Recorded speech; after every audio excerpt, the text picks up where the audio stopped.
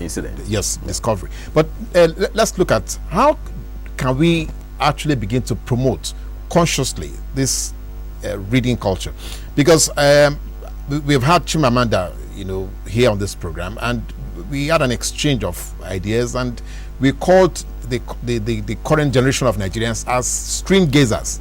They only look at screens or telephones and all that, rather than looking at books. Now, so how can we use that to encourage wider reading culture, across the board? Okay, I would say it's very simple. Seriously speaking, now we have, if you check every major street in Lagos or probably Nigeria, you will see there's a possibility that there will be a church on every street. I'm not against the churches. No, yes, I understand what you're saying. Now, what I'm trying to say now, if we also have libraries in the churches, no. If we have libraries on every street, which I know it might not be possible, but if we have libraries in every local government or every environment, people will have access to this. It's because the libraries are not there.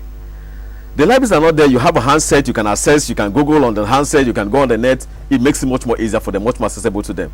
I've seen a lot of people who go on net after searching for information, they don't get it. Then they come to the library and say, sorry sir, I've spent almost 300 naira on the internet, I couldn't get this information. And there we go, we just give you a book that have it. The libraries are not there. I remember when I started, I said my ambition was to set up 774 libraries across the nation.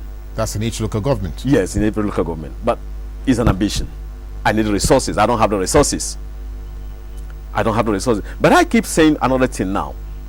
For those who are in government, in quotes now, government in quotes, I am sure that those in charge of our educational system can actually do these things without necessarily spending so much money.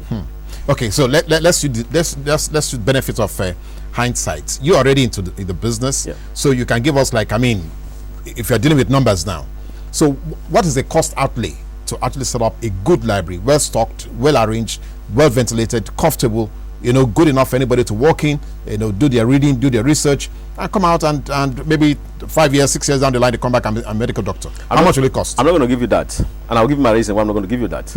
If I give a cost, I'll probably be scaring some other people who wants to go into it. But let me give you a concept. Now, you now as my interviewer, if you make up your mind tomorrow that you want to set up a library, you have an empty space, even if it's in your house, you have an empty space, you have a couple of books, 10, 20, 30 books. Start with that. The basic thing is to start. I remember when I started, let me tell you this amazing story. When I started, I went around the streets around where my library is, and I tried to approach parents, and I told them, I said, if your kids have books they are not reading again anymore, don't throw it away. Please donate it to us. No, nobody gave me a book.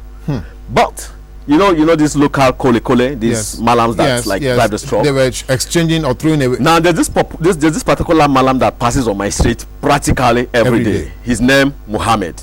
Now this particular day Muhammad was passing, then he stopped. Oga, I said, yeah, I came out. He said, I get book for you. I said, Muhammad has books for you. I said, book. He said, yes. Then he brought out a sack. All the books that they've been throwing away through his collar, he's been packing them, he arranged them in a sack, and he said, okay, this is for you. Muhammad. I was so moved. And I asked him, I said, how much? He said, Shebi, you talk, say you then they read them for free. And they take the book free. Sincerely speaking, it happened. I still have those books. And, the interesting thing is that among those books, I have a particular book I consult practically every day. Yeah. An encyclopedia. It's a government book. It's a government textbook published sometime in the 60s. So rich with information. So you even find it very useful? Yeah, I do. Like I said, practically every day.